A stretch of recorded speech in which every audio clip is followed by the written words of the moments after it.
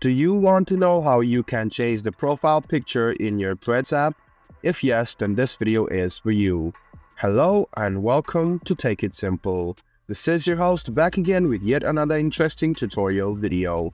In this video, I'm going to teach you how you can change your profile picture in Threads.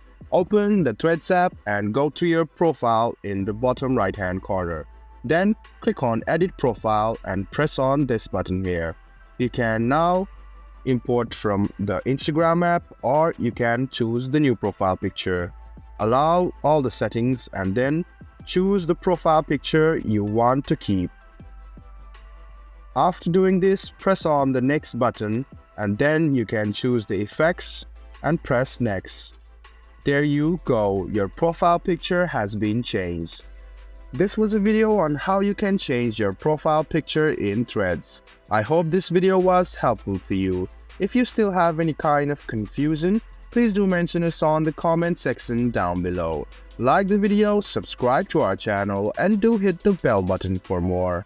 I expect to see you in the next video. Until then, goodbye, take care, and enjoy.